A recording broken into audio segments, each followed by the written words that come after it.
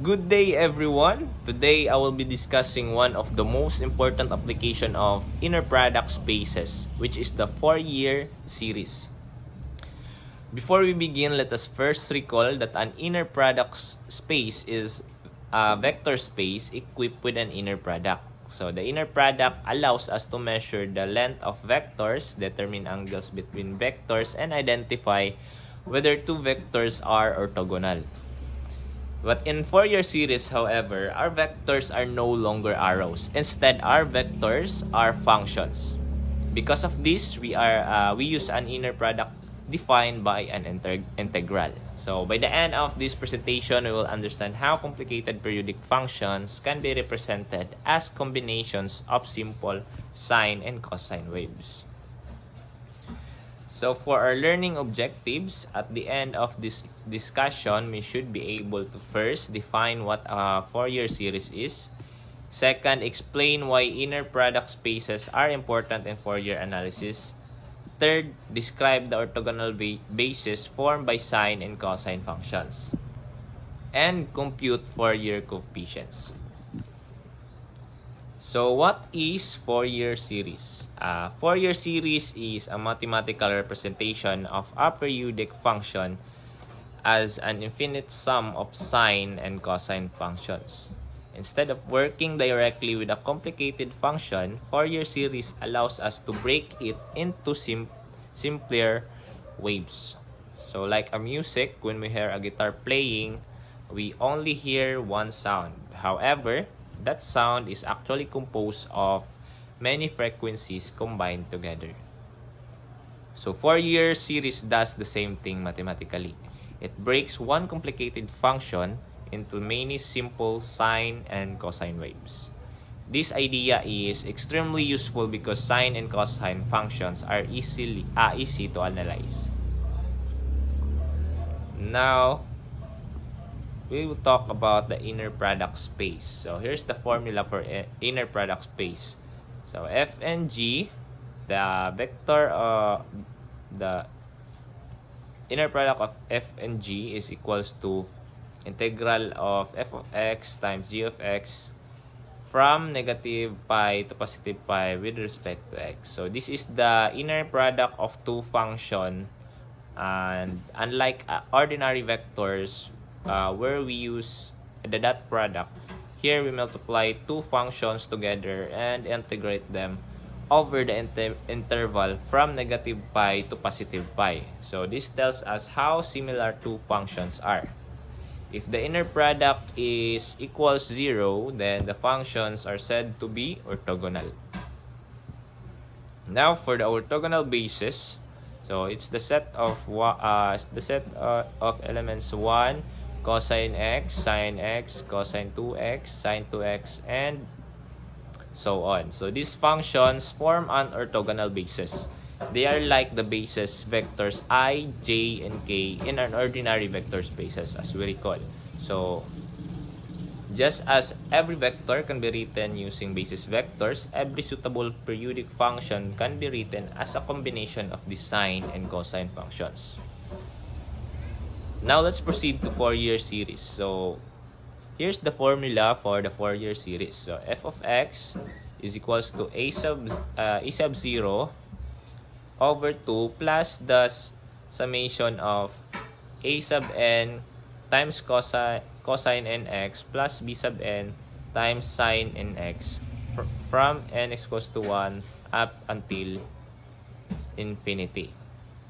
So this equation is called the Fourier series. So let's understand every part. So the first term, a sub 0 over 2, represent the average value of the function. And the cosine terms represent the even part of the function. And the sine terms represent the odd part of the function. And together, these infinitely many waves reconstruct the original function. Now, the first coefficient, a sub 0, is equal to 1 over pi times the integral of f of x dx from the interval negative pi to pi, positive pi. So this this coefficient gives the average value of the function over one period. And for the second coefficient, it is a sub n is equals to 1 over pi times the integral of f of x times cosine of nx dx. So from negative pi to positive pi. So this tells us how much cosine is present in the function. And the third coefficient is b sub n is equals to 1 over pi times the integral of f of x times sine nx from negative pi to pi with respect to x or dx. So this tells us how much sine is present in the function. Now let's proceed to an example. So we have a problem. We are tasked to find b sub n, or the third coefficient for f of x goes to x from the interval negative pi to positive pi. So first step is we recall the formula of the third coefficient, which is b sub n is equals to 1 over pi times the integral of x times sine nx from negative pi to positive pi with respect to x. So we simply replace f of x with x, since the integral contains the product of two functions. We cannot integrate it directly. So we need to choose integration by parts. And for integration by parts, we let u is equals to x and dv is equals to sine nx dx. So we choose u is equals to x because its derivative becomes simpler, and we choose dv is equals to sine nx dx because sine is easy to integrate.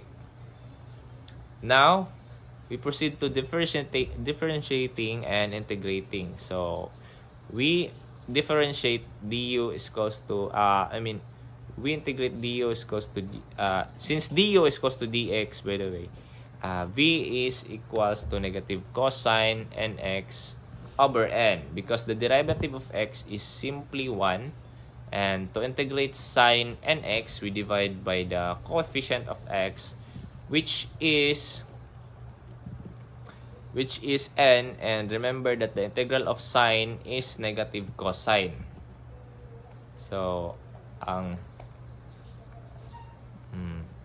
So if we integrate sine nx with respect to x, so since ang integral sa sine is negative cosine, and since the angle has a constant multiplier, so it will be 1 over the constant multiplier n. So negative, it's equals to negative cosine nx over the constant multiplier ng angle, which is n. So we have v is equal to negative cosine nx over n, and our u is equals to x, and du equals to dv. So now we can apply the integration by parts, which is integral of u dv is equals to uv minus integral of v du. So now we have to substitute everything. So here, so since u is equals to x, v is equals to negative cosine nx over n, du is equals to dx, we substitute this into the integration by parts formula and simplify. Now it becomes integral of x sine nx dx equals to x times the value of v, which is negative cosine nx over n, minus the integral of negative cosine nx over n with respect to x. And now we as you notice, we can get rid of the negative 1 over n and move it outside the integral. So it can be written as negative x cosine nx over n plus 1 over n because negative times negative is positive. So, it becomes positive 1 over n times the integral of cosine nx with respect to x. So, our uh, our uh, our third coefficient now becomes b sub n is equals to 1 over pi times the sum of times the sum of negative negative x cosine nx over x plus ini siya n. So it's n negative x cosine nx over n plus 1 over n integral of cosine nx dx from negative pi to positive pi.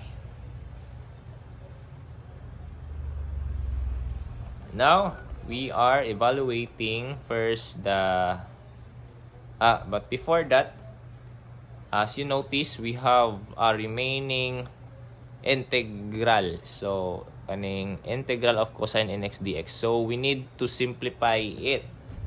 So, ato siya tang i-integrate. So, the integral of cosine nx dx, as you notice, we're calling the properties and rules for integrating trigonometric functions. The integral of cosine is sine. Since na siya constant multiplier ang angle, then we divide it to 1 over the constant multiplier of its angle, which is becomes sine nx over n. And let's substitute it to the formula. So b sub n is equals to 1 over pi and times negative cosine nx over n plus sine nx over n squared na siya. N squared, because we have it becomes n squared because as we recall natay 1 over n na siya i-times pa na siya 1 over n. So 1 over n times the sine nx over n, it becomes the denominator becomes n squared. So as you notice, nawala ang 1 over n dia. So ni-multiply siya dia. So nahimo siya n squared ang denominator. From negative pi to positive pi. So let's proceed to the upper limit. Let's evaluate the upper limit. So when x equals to pi, it becomes negative pi cosine n pi over n plus sine n pi over n squared. So why we substitute pi? Because as we use the integration by parts, we also change the value of x. So the value of x becomes pi here. So now it becomes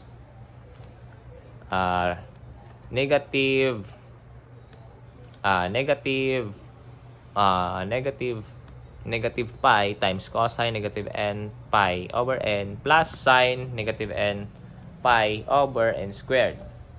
So let us recall that cosine negative theta is equals to cosine theta. So negative theta, cosine negative theta is just equal to cosine theta. So and also sine negative theta is equals to negative sine theta. So notice the difference. Now since sine and theta is equals to 0, because as we calculate sine and pi is equals to 0. If we calculate sine pi, it is 0, equivalent to 0. So any multiplier, so constant multiplier ng pi, sine pi will become 0 also. So then also the sine negative n pi is equal to 0. So therefore, it is after we evaluate the lower limit, we have pi is pi cosine n pi over n. Mo na to ang lower limits. Now, let's substitute the upper limit and lower limit. So now, the function will become b sub n is equals to 1 over pi times the quantity of negative pi cosine n pi over n minus pi cosine n pi over n. And simplifying, we have 1 over pi, and it becomes negative 2 pi cosine n pi over n. We combine it. So, negative. So, pi plus pi. So, naging 2 pi. Then, copy the cosine n pi. And now, it becomes, after multiplying 1 over pi, so it becomes negative 2 cosine n pi over n. And let us recall that cosine n pi is equals to negative 1 raised to n. And substituting that, we have b sub n is equals to negative 2 times negative 1 raised to n over n. And moving the negative sign into the exponent, it becomes b sub n is equals to 2 times negative 1 raised to n plus 1 over n. So, why it becomes n plus n ang exponent? So, remember this exponent law, a raised to m times a raised to n is equals to a raised to m plus n. So, since both bases are negative 1, so naman tayo negative 1 dire sa b sub n. Dito sa b sub n, So, combining the negative 1 raised to n and the negative 1, which is meron siyang positive 1 sa exponent, will be combining the exponent nila. So, negative 1, and it will become negative 1 raised to 1 plus n. So, that's why it becomes 2 times negative 1 raised to n plus 1 over n. So, thank you for listening. I hope you learn something about the application of inner product spaces.